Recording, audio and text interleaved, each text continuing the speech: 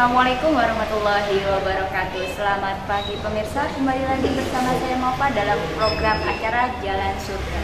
Nah pemirsa, seperti yang sudah kita lihat bersama bahwasannya realita anak zaman muda sekarang bergaul sudah melewati batas. Nah tema yang akan kita bahas saat ini adalah mengenai pergaulan bebas. Jadi pemirsa jangan kemana-mana karena saat lagi kita akan kedatangan salah satu bintang tamu narasumber kita yang sudah tidak asing lagi. Jadi tetap di Jalan Surga.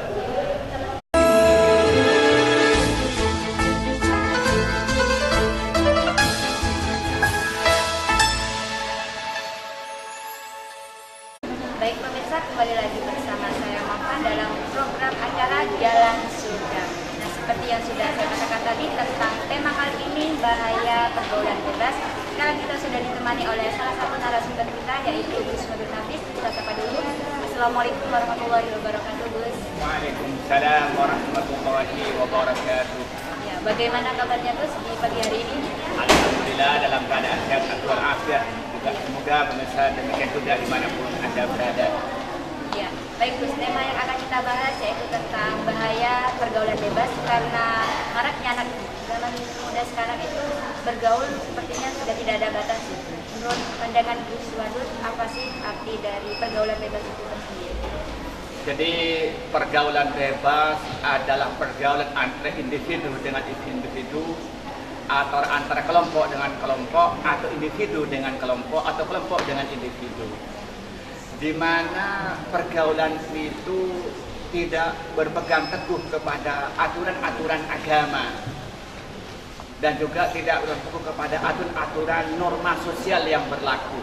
Contoh sederhana, di dalam Islam itu laki-laki dengan perempuan tidak boleh berduaan duduk, tidak boleh ngobrol berduaan, tidak boleh berjalan berduaan, di tempat-tempat sepi berduaan itu tidak boleh. Kalau tempat ramai Gus? Nah tempat ramai juga sama, yang lain jadi kan tidak boleh. Iya. Ketika dia melakukan itu berarti dia itu melakukan pergaulan bebas. Pergaulan bebas meskipun dalam tataran melakukan hal negatif seperti Ya belajar bersama, belajar kan bersama. kata bilang itu kan pergaulan kelompok dengan kelompok, ini kelompok laki-laki, kelompok perempuan. Dia bergaul bebas itu termasuk pergaulan bebas dalam konteks agama Islam. Karena laki-laki itu tidak boleh berdampingan dengan perempuan kecuali diikat dengan pernikahan. Bahkan laki-laki tidak boleh melihat perempuan, yang perempuan tidak boleh melihat laki-laki kecuali diikat oleh pernikahan. Maka ketika ada seorang laki-laki atau sekelompok laki-laki dia berkumpul dengan sekelompok perempuan, maka disebut namanya pergaulan bebas. Itu menurut agama. tanpa alasan apapun ya Gus ya, meskipun sudah melakukan kegiatan hal yang positif. Iya, itu kategori dulu. Nanti kalau negatif ada masalah lagi. Nah, kemudian kalau pergaulan bebas menurut teori ilmu sosial, di mana kelompok-kelompok itu melakukan pergaulan yang membuat merugikan masyarakat. Dia itu tadi itu grup-grupan, trek-trekan, ya itu termasuk pergaulan bebas. Tapi menurut norma sosial, ketika dia dua kelompok laki-laki dengan perempuan melakukan belajar bersama, menurut ilmu sosial itu tidak disebut namanya pergaulan bebas. Tetapi menurut agama sudah melakukan pergaulan bebas. Tetapi ketika dia itu laki-laki dengan perempuan bersama melakukan hal-hal yang negatif, itu menurut ilmu norma termasuk sudah lakukan pergaulan bebas. Itu untuk norma sosial Indonesia. Tapi kalau di Arab Saudi seperti Iran ya sama. Tidak boleh laki-laki dengan perempuan itu bertemu tanpa diikat oleh pernikahan atau mahram, tidak boleh. Tapi kalau di Indonesia itu agak longgar karena negara kita bukan negara Islam. Tetapi Islam menyatakan ketika ada individu laki-laki dengan perempuan, ketika dia itu melakukan aktivitas bersama, itu disebut namanya pergaulan bebas. Sekelompok laki-laki dengan perempuan melakukan aktivitas bersama, itu disebut namanya pergaulan bebas. Ditambah lagi ketika dia itu melakukan hal negatif, dia rebut-rebutan barang, minum-minuman barang, melakukan hal-hal yang negatif, itu lebih parah lagi dalam konteks pergaulan bebas menurut agama. Itu sepintas tentang pengertian dari pergaulan bebas ya Gus ya. Iya. Kalau mengenai ciri-ciri dari pergaulan bebas itu sendiri Gus, bisa dilihat bahwa ini kategori pergaulan bebas atau bukan gitu.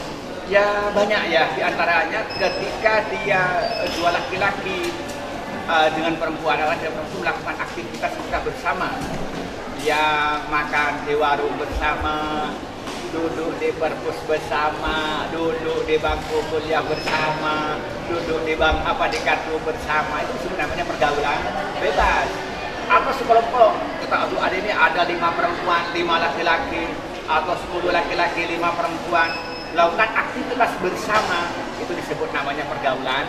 Bisa dikatakan itu masuk ciri-ciri sudah. Ciri-ciri yang pertama. Meskipun tidak merata gitu, Gus. Perbandingannya 10 laki-laki, 5 perempuan itu tetap dikatakan berbeda. Ya. Nah, lebih dari itu, misalnya dia melakukan kerjasama rombongan. Itu dia yang kedua, ketika dia melakukan aktivitas selalu terikat dengan rombongan itu atau dengan individu itu. Misalnya dia suka pergi ke warung bersama-sama, dia suka pergi ke pantai bersama-sama, suka pergi ke perpus bersama-sama. Itu termasuk bagian pergaulan bebas dalam konteks ajaran. Tidak ada rukhsah dari Islam itu, Gus, ketika kita melakukan hal positif gitu, dia tidak dipandang bahwasanya itu termasuk pergaulan bebas gitu. Ketika kita bersama dengan lain jenis. Ya, karena Rasulullah kita itu menyatakan bahwa kita itu tidak boleh laki-laki dengan perempuan itu bertemu.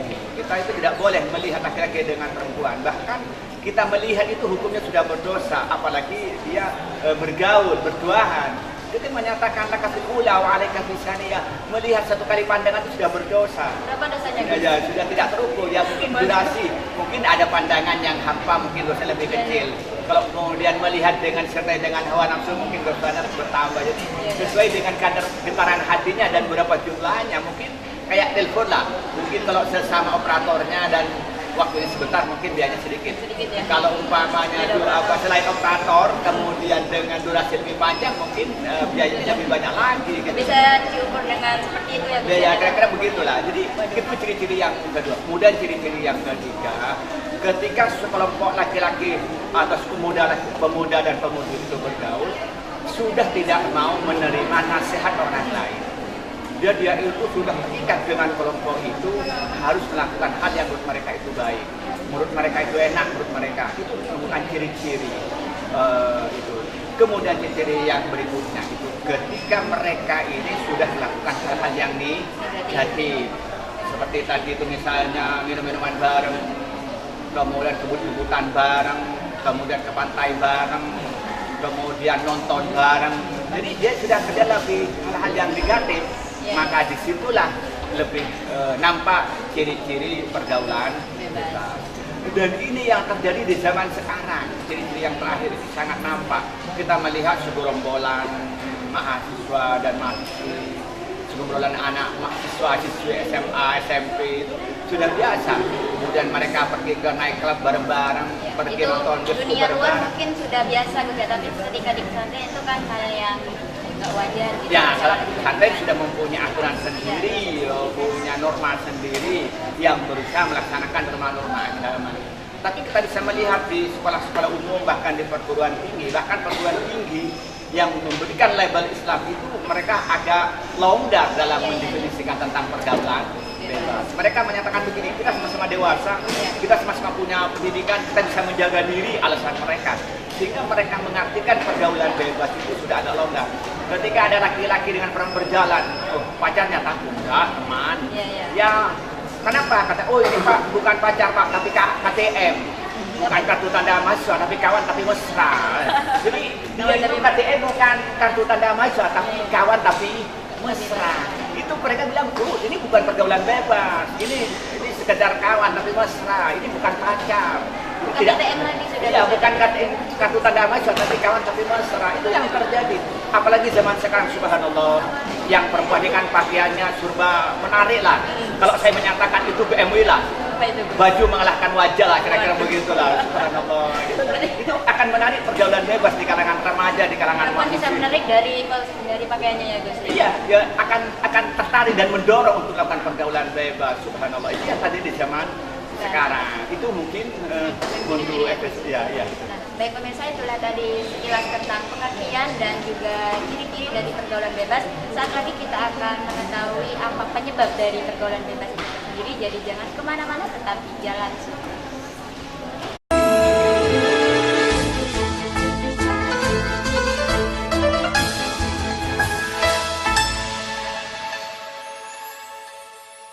Baik pemirsa, kembali lagi bersama saya Maufa dan juga Gus Wadud Nafis sebagai narasumber kita kali ini dalam tema pergaulan bebas. Nah, sekarang yang akan kita bahas adalah penyebab dari pergaulan bebas itu tersendiri menurut pandangan Gus Wadud seperti apa, Gus? Banyak sekali ya, yang paling mendasar adalah faktor keimanan. Ketika iman seorang itu tidak merasa bahwa dirinya diawasi Allah, dia tidak sadar bahwa Allah melihat apa yang dia kerjakan, maka dia akan bebas melakukan apa saja. Di antaranya melakukan pergaulan bebas antara laki-laki dengan perempuan. Sehingga dia itu merasa tidak berdosa, merasa tidak bersalah. Kenapa? Karena iman dalam dirinya tidak ada furqat, tidak ada yang batis iman. Itu yang pertama. Kemudian yang kedua, dia dipengaruhi oleh keluarga. Di mana keluarga itu juga keluarga permisif, keluarga yang tidak ketat, sehingga memberikan kebebasan kepada keluarganya itu melakukan apa saja. Antara pergaulan laki-laki dengan perempuan itu tidak dipedulikan, tidak diperhatikan. Dia melakukan kegiatan-kegiatan yang mengarah kepada pergaulan bebas, keluarganya tidak peduli. Nah, akibat hal yang semacam ini juga berpengaruh terhadap perilaku pergaulan bebas.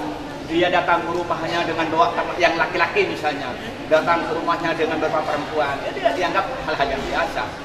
Begitupun yang keluarga perempuan membawa teman laki-laki dianggap biasa. Nah, itu juga itu akan berpengaruh pada pergaulan bebas. Kemudian yang ketiga juga dipengaruhi oleh keluarga yang tidak stabil, broken home ya. Di mana kadang-kadang suaminya bapaknya jarang pulang, atau ibunya suka sibuk dengan arisan saja, atau dia sibuk dengan kerja berangkat jam 7 pulang tengah malam. Istilah orang itu P6 ya. Kalau orang kan PP pulang pergi P6. Apa? Pontang-panting pergi pagi pulang petang. Petang. Ya. Jadi dia berangkat anaknya belum bangun, pulang anaknya sudah tidur. Dia tidak bisa ngontrol. Dan juga dia akibat karena itu keluarga yang rentan, keluarga yang tidak stabil, maka anak tidak terkontrol akan membawa pada pergaulan. Kemudian penyebab berikutnya, penyebab yang keempat itu karena diakibatkan oleh pergaulan. Dia hidup di tengah-tengah kehidupan, di tengah-tengah lembaga pendidikan, di tengah-tengah kehidupan masyarakat yang pergaulan bebas itu dianggap satu hal yang lumrah. Laki-laki dengan perempuan berdua dianggap lumrah, perempuan laki-laki dengan perempuan berjalan lumrah, pergi ke pantai berdua dianggap lumrah, berangkat sekolah berdua dianggap lumrah. Karena kehidupan sosial yang semacam itu, maka tanpa dia sadar akan masuk di dalam jurang di mana pergaulan bebas dianggap satu hal yang halal, dianggap satu yang wajar, dianggap satu yang biasa, dianggap bukan satu yang berdosa, dianggap satu yang melanggar norma. Itu juga pergaulan akibat daripada situasi. Kemudian yang terakhir itu diakibat oleh yang namanya itu media. Kita melihat mulai media TV, udah dianggap itu juga kita kalau nonton misalnya akademi itu ya, laki dengan perempuan sudah normal. Kita melihat para artis, para bintang film katanya orang itu ya, kita melihat udah bebas laki-laki dengan perempuan dan banyak adegan-adegan film yang bebas antara laki-laki dengan perempuan, maka dia akan terdorong, akan tertarik melakukan hal yang sama. Itu akibat apa? Film itu. Atau misalnya media elektronik, media cetak, kita baca di koran, sudah biasa ini si artis ini bergaul dengan ini, kemudian anak SMA ini berbuat ini, seorang mahasiswa bergaul dengan ini, akhirnya menganggap biasa. Apalagi yang paling parah sekarang itu dengan majunya teknologi yang namanya internet. Wah, semuanya punya HP ya, katakan punya HP. Sampai tambah Google, semuanya apa? Katanya orang tuanya, karena punya HP, hatiku pilu katanya ya. Semuanya HP gitu yang menjadi pandangan orang-orang di sekarang. HP satu klik neraka, satu klik surga. Kita bisa mau nonton YouTube di HP. YouTube-nya itu bisa cara sholat yang baik sampai cara menikah yang baik, itu ada contohnya. Dari hal yang positif sampai ke hal yang negatif. Maka saya bilang satu klik surga, satu klik yang neraka. Ternyata juga di YouTube, kemudian juga di web dan sebagainya, banyak contoh-contoh yang menggambarkan pergaulan bebas satu hal yang wajar. Itu maka karena itu akibat pengaruh itu, maka masyarakat akan tertarik, baik yang muda maupun yang dewasa, untuk melakukan pergaulan bebas, dan pergaulan bebas dianggap satu hal yang wajar. Kalau dilihat dari beberapa penyebab pergaulan bebas itu sendiri, rupanya banyak dampak negatif ya Gus yang akan diperoleh oleh orang yang melakukan pergaulan bebas. Akan tetapi tidak adakah sedikit dampak positif yang diperoleh bagi anak-anak atau orang yang melakukan pergaulan bebas itu? Nah, kita akan menyebut dulu yang positif dulu, tentang akibat dulu ya, baru kita melihat tadi pada umumnya. Jadi memang dampak yang paling diakibatkan itu tadi itu adalah menurunnya moral. Jadi seorang laki-laki harus suci, tidak melakukan pendekatan dengan lain jenis, sudah dianggap suatu hal yang biasa. Bahkan kalau berlebihan mereka melakukan hal-hal yang negatif, bahkan ada yang melakukan hubungan suami istri di luar nikah gitu. Jadi moral itu menjadi longgar, mereka melakukan penyimpangan-penyimpangan yang berawal dari pergaulan bebas. Realitas kita suatu melihat dampaknya pergaulan itu, mereka antara laki dengan perempuan itu sudah dianggap wajar, sehingga mereka itu kadang-kadang melakukan pegangan sudah dianggap biasa, kemudian bahkan ciuman dianggap biasa, berdoa di tempat yang sepi biasa, boncengan dianggap satu hal yang biasa.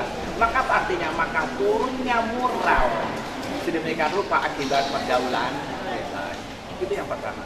Yang kedua, dari pergaulan bebas ini banyak terjadi hubungan seks di luar nikah. Karena akibat laki-laki dengan perempuan itu sudah biasa berduaan, boncengan berduaan, di warung berduaan, di kelas berduaan, di perpus berduaan, maka lambat laun mereka tertarik melebihi sekedar yang normal itu. Maka karena itu ada ketertarikan namanya laki dengan perempuan. Maka ada peningkatan ada peningkatan, dosisnya tambah meningkat. Hal itu sudah biasa gitu, ada peningkatan gitu. Iya, dosisnya kan menaik. Dulu sekedar ketemu, sekedar ngobrol, kemudian guyon, kemudian setelah itu tarik menarik, saling pukul memukul. Lah, terserahlah selanjutnya. Maka kita melihat akibat pergaulan bebas ini banyak kita dapatkan hamil di luar nikah. Bahkan lebih mengerikan lagi, si perempuan ini sudah punya pacaran lagi. Selingkuh ya? Selingkuh di dalam selingkuhan. Istilah sekarang itu SMS, selingkuh makin seru. Jadi kalau SMS katanya orang Madura tuh sen-mesen, lalu semisem, lah kata orang Indonesia apa? Selingkuh makin seru. Nah, soalnya lebih dari satu gitu. Nah, akhirnya apa? Dia bilang dia punya SMS dari beberapa orang. Ini bukan pacar, ini sekedar SMS ini, sekedar pesan-pesan katanya. Tidak ada apa-apa. Ini hanya teman, kawan tapi mesra. Kita hanya sekedar KTM dengan dia. Akibat dari pergaulan bebas ini apa? Melihat hubungan seks di luar nikah. Nah, itu yang kedua. Kemudian yang ketiga ini, maka kita akibat menimbulkan dia itu turunnya prestasi. Karena dia itu ketika pergaulan bebas itu melakukan apa yang dia sukai, yang dia senangi. Dia suka ke pantai bareng, ngobrol bareng. Saat dia mengerjakan tugas cukup download dari Mbah Google kopi pasti, bukan kopi pasti. Ngopi apa adanya itu, dia tidak mau nulis, tidak mau baca. Itu akibatkan apa? Karena lebih menikmati dia jalan-jalan, nikmati dia itu shopping, traveling, itu yang disukai karena menikmati karena itu. Kemudian yang berikutnya, yang bahaya berikutnya akan membawa biaya yang tinggi. Coba ketika kita umpamanya ngopi bareng kan perlu biaya. Ketika dia ngopi bareng harus ngerokok bareng perlu biaya. Jalan-jalan juga perlu biaya. Maka akhirnya apa? Dia itu akan menuntut biaya lebih tinggi. Karena banyak hal aktivitas yang harus dibiayai. Kemudian ditambah lagi produktivitas itu akan menurun. Seharusnya dipakai baca buku, dipakai ngobrol. Seharusnya ngerjain tugas, dipakai jalan-jalan. Seharusnya dia itu dipakai untuk diskusi, dipakai dia itu shopping. Nah, itu jadi negatif. Yang paling mengerikan itu banyak dia melakukan kebohongan kepada orang tua untuk mendapatkan biaya kegiatan pergaulan bebas itu, mengkhianati orang tua. Dan lebih mengerikan lagi kadang-kadang sudah mengkhianati pasangan, sudah punya tunangan, sudah punya suami, karena akibat pergaulan bebas mereka itu terpaksa mengkhianati. Itu adalah dampak negatif daripada pergaulan bebas. Namun tidak menutup kemungkinan ada sedikit manfaat tentang pergaulan bebas. namun manfaat itu sangat kecil, lebih banyak bahayanya.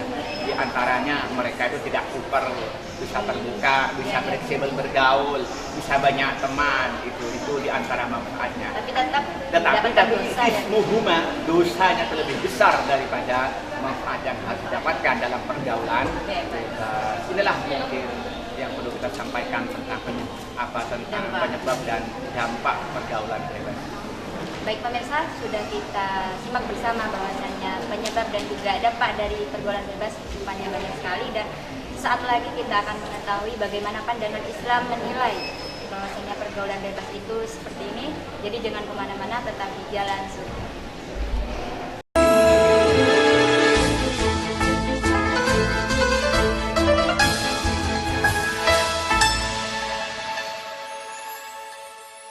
Baik pemirsa, kembali lagi bersama saya Maufa dan juga Gus Wadud Nafi sebagai narasumber kita kali ini.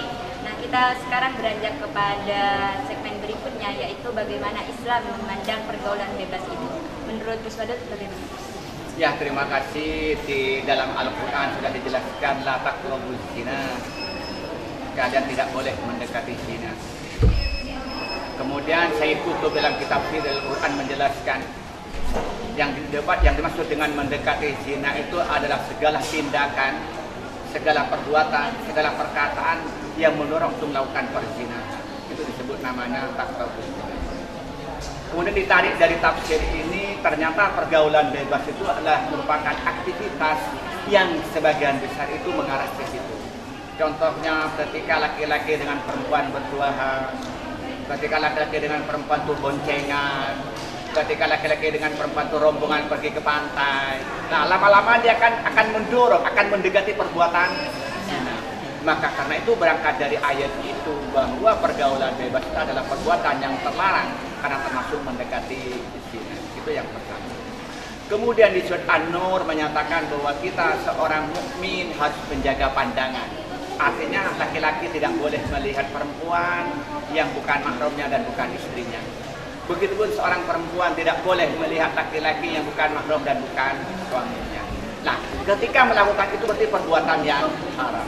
Maka karena itu pergaulan bebas sebatas itu adalah hukumnya itu haram. Itu yang pertama. Kemudian yang kedua, ketika pergaulan bebas itu mengarah kepada perbuatan yang sudah negatif, misalnya mengarah kepada minum-minuman bareng, minuman keras maksud saya, sampai itu minum obat-obat yang bareng, itu berarti sudah melakukan. Kemudian ditambah lagi kemudian sampai melakukan perzinahan. Di situ termasuk apa? Ta'awanu 'alal ismi wal 'udwan. Di situ kerjasama dalam perbuatan dosa. Maka dosanya bertambah lagi. Sudah dosa karena dia minum minuman keras bersama, minuman keras kemudian melakukan perzinahan, ditambah lagi dosa karena kerjasama dalam perbuatan yang salah, perbuatan yang menyimpang, maka itu bertambah lagi dalam pandangan Islam. Maka ulama fikih itu sepakat, mulai dari Imam Syafi'i, Imam Ahmad, Imam Hanbal, atau orang Indonesia menyatakan Imam Ahmad Hanafi, dan nama Imam Abu Hanifah, atau Muhammad Idris, orang bisa lebih Imam Syafi'i, atau Imam Malik, orang bisa lebih Imam Maliki, atau Imam Ahmad bin Hanbal, orang bisa lebih Imam Hanbal, itu menyatakan sepakat hukumnya haram pergaulan bebas laki-laki dengan perempuan. Bahkan orang yang mau menikah saja ini hanya boleh melihat satu kali, yang boleh lihat hanya wajah dan telapak tangannya. Itu satu kali. Selain itu tidak boleh melihat kecuali kepentingan tadi menikah. Yang kedua, boleh buka mata, buka wajah dan buka tangannya ketika dia menjadi saksi yang diperlukan kesaksian. Maka karena itu kalau ada laki-laki dengan perempuan melakukan pergaulan bebas, semua ulama fikih bersepakat hukumnya dosa dan hukumnya haram. Dan jadi kita sebagai kaum perempuan ketika tidak niat untuk menampakkan aurat kita seperti halnya sekarang gini Gus. Tapi lelaki itu melihat saya gitu kan, seperti yang sudah katakan tadi, boleh diperbolehkan melihat hanya sekedar wajah dan telapak tangan. Jadi kita sebenarnya dianjurkan untuk memakai cadar gitu Gus, tapi bersimpangan dengan teroris gitu. Ya, ulama fikih menyatakan bahwa aurat perempuan di luar sholat itu adalah sujud badan, jami'ul badan. Ketika orang pesantren belajar sulam, syafi'iyah, kemudian kitab-kitab yang besar bahwa aurat perempuan di luar sholat itu adalah sujud badan. Walaupun ada ulama-ulama yang dhaif, dan itu ditantang oleh ulama fikih bahwa aurat perempuan ini di luar salatun wajah dan telapak tangan itu dianggap bukan aurat. Tapi kalau ulama jumhur wajah dan aurat tangan itu adalah juga aurat harus ditutupi. Itu yang pertama. Yang kedua, ketika realitas sekarang selalu dihubungkan orang yang melakukan pakai cadar, wajahnya ditutup, kakinya ditutup, tangan itu dibilang teroris. Itu adalah propaganda media barat, di mana menginginkan umat Islam itu melakukan kesalahan, melakukan pergaulan bebas seperti yang mereka lakukan. Ketika orang berpegang teguh kepada agama dianggap melakukan pelanggaran. Justru orang yang melakukan pelanggaran dianggap orang yang baik. Itulah media karena dikuasai oleh barat, maka bisa membolak-balikan fakta dan bisa membolak-balikan realitas ajaran yang seharusnya dilakukan, seharusnya dijauh. Contoh sederhana tadi, ketika orang tutup pakaian yang menutupi aurat, dibilang teroris. Teroris adalah penjahat, pembunuh. Tapi kalau orang itu buka aurat, itu dianggap orang yang baik, dianggap moderat. Baik menurut siapa? Ya, menurut orang yang non-muslim. Kita keliru, kita mengukur Islam dengan non-muslim. Bagaimana? Kita mengukur Islam dengan teori sekularisme, ya salah. Sama dengan kita mengukur bajunya laki-laki diukur dengan baju perempuan. Bajunya anak kecil diukur dengan bajunya orang dewasa. Ya nggak pernah cocok. Kalau kita ingin menilai Islam, ya dengan Islam. Kalau ingin menilai umat Islam, ya dengan Islam. Kalau ingin menilai negara Islam, harus menilai dengan Islam. Jangan sampai menilai Islam dengan kacamata yang lain. Kalau kacamata yang lain, pakai ukuran yang lain, masih ukuran itu tidak pernah benar. Itu yang terjadi. Untuk para teman-teman ikut ya, mungkin mengira bahwasanya ketika kita melakukan hal positif bersama itu termasuk hal yang biasa, bukan berarti sudah berdosa. Bagaimana solusinya agar kita terjauh dari perbuatan pergaulan bebas itu? Ya, yang pertama mereka tanamkan iman itu mereka. Bahwa iman harus tanamkan iman kepada Allah, iman pada hari kiamat dan juga iman-iman yang lain, di mana apa yang kita lakukan, apa yang kita ucapkan, bahkan apa yang terlintas oleh hati kita diketahui oleh Allah dan dicatat oleh para malaikat yang nanti mendapatkan balasan. Kalau sudah imannya kuat, maka langkah berikutnya harus diajarin syariat bagaimana cara dan tata cara bergaul yang benar. Bagaimana tata cara bergaul seorang perempuan dengan laki-laki, laki-laki dengan perempuan. Jadi iman dulu baru tata cara itu. Kemudian yang ketiga, ada kemauan dari masyarakat untuk melaksanakan itu. Kalau di pondok pesantren bisa melakukan itu betul-betul terpisah, kenapa di tempat lain tidak bisa? Kalau misalnya di Arab Saudi bisa melakukan, kenapa tempat lain tidak bisa? Kalau di Iran bisa melakukan, kenapa di tempat lain tidak bisa? Kalau pamannya di tempat-tempat yang terutama dulu Islam itu berkuasa itu bisa, kenapa kita tidak bisa? Jadi yang kedua itu mereka itu diberikan pemahaman tentang ajaran agama, kemudian yang ketiga itu melakukan. Kemudian berikutnya kita itu harus mampu menjelaskan pada masyarakat, baik media elektronik atau media cetak dan sebagainya, kita menyampaikan bahwa pergaulan yang benar ini menurut Islam adalah demikian, tidak campur laki-laki perempuan, tidak boleh pergaulan bebas, dan bilang bahwa propaganda barat yang mengajak pergaulan bebas adalah propaganda yang salah, adalah propaganda yang menjerumuskan umat Islam kepada kehancuran, menjerumuskan Islam kepada penyimpangan. Kita harus diyakinkan kepada masyarakat. Tetapi yang menarik, kadang-kadang tokoh-tokoh agama juga larut kepada propaganda mereka. Justru mereka ikutan berfatwa bahwa orang yang pakai jenggot itu teroris, yang pakai cadar itu teroris, orang yang rajin sholat itu teroris, tapi orang yang baik itu pakaiannya terbuka, orang yang melakukan pergaulan bebas dianggap itu moderat, dan sebagainya. Nah, itu justru orang-orang yang ngerti agama, yang itu seharusnya itu omongannya menjadi fatwa, justru fatwanya itu menyimpang mengikuti hawa nafsu. Ini yang terjadi dalam realita kehidupan masyarakat. Maka karena itu perlu solusi. Kemudian berikutnya, apa yang harus kita lakukan? Mari kita membuat suatu lingkungan, suatu bi'ah, di mana bi'ah itu mengajarkan tentang arti sebuah kesucian, arti sebuah pergaulan yang benar menurut agama, membentuk suatu lingkungan di mana laki-laki dengan perempuan itu tidak melakukan pergaulan bebas. Itu akan solusi itu akan menjadi realisasi. Jadi artinya apa? Tidak ada artinya tanpa ada bukti nyata, tanpa ada kemauan dari kita semua. Bukan hanya dari ilmuwan, bukan hanya ilmuwan, juga dari kita semua. Itu solusi yang harus kita lakukan untuk mengurangi, kalau bisa menghilangkan fenomena pergaulan. Nah, baik, terima kasih Gus Wadud. Itulah tadi pemirsa beberapa pandangan Islam mengenai pergaulan bebas dan solusi bagi teman-teman kita yang sudah terjerumus kepada pergaulan bebas. Pemirsa jangan kemana-mana karena saat lagi kita akan ada segmen kesimpulan, tetap di Jalan Surga.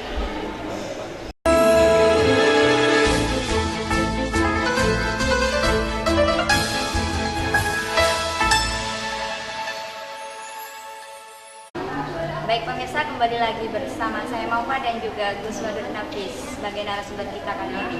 Nah, sekarang kita sudah berada di penghujung acara, yaitu kesimpulan dari tema kali ini mengenai pergaulan bebas. Bagaimana Gus Wadud, bisa disampaikan kesimpulannya? Ya, kalau kita bicara kesimpulan itu kan yang pertama apa daripada pergaulan bebas, yang kedua penyebab pergaulan bebas, kemudian yang ketiga itu dampak pergaulan bebas, kemudian berikutnya itu tentang bagaimana hukum Islam melihat pergaulan bebas. Pergaulan bebas itu artinya di mana laki-laki dengan perempuan itu melakukan persahabatan, melakukan pergaulan yang tanpa diikat oleh pernikahan, baik individu dengan individu maupun kelompok dengan kelompok. Itu yang pertama. Kemudian ciri-ciri dari pergaulan bebas di mana mereka itu melakukan pergaulan tanpa memperhatikan aturan-aturan agama atau aturan-aturan norma sosial. Kemudian yang ketiga, kenapa terjadi pergaulan bebas? Yang pertama, lemahnya iman di dalam kehidupan manusia, terutama di kalangan remaja. Mereka sudah tidak takut kepada Allah. Mereka tidak sadar bahwa Allah mengetahui dan Allah akan membalas. Itu yang pertama. Yang kedua, karena mereka dipengaruhi oleh pergaulan, di mana pergaulan itu dianggap pergaulan itu hal yang biasa. Karena akibat itu, maka dia tanpa sadar akan mengikuti perilaku yang salah. Kemudian yang kedua, karena faktor keluarga, di mana keluarga itu tidak ketat memahami tentang pergaulan, sehingga membiarkan anaknya, baik laki-laki maupun perempuan, melakukan pergaulan bebas. Sehingga mereka melakukan penyimpangan tanpa ada kontrol, tanpa ada pengawasan dari orang tua. Kemudian yang keempat juga faktor keluarga. Keluarga yang berantakan, keluarga yang retak, keluarga yang disebutkan broken home ya. Di situ maka karena akibat itu, maka mereka itu tidak mampu, tidak sempat, tidak ada waktu untuk mengontrol anaknya. Maka anaknya itu akan melakukan pergaulan bebas. Kemudian berikutnya karena dipengaruhi oleh media massa, baik media elektronik, media cetak, apalagi internet, di mana mereka itu menganggap pergaulan bebas dianggap sesuatu hal yang biasa. Kemudian dampak daripada pergaulan bebas itu yang pertama rusaknya moral, di mana laki-laki dengan perempuan itu sudah tidak berpegang kepada norma-norma agama. Mereka melakukan apa saja tanpa mereka takutin bahwa perbuatan ini haram, bahwa perbuatan ini berdosa, bahwa perbuatan nanti akan ada balasan yang saja. Itu.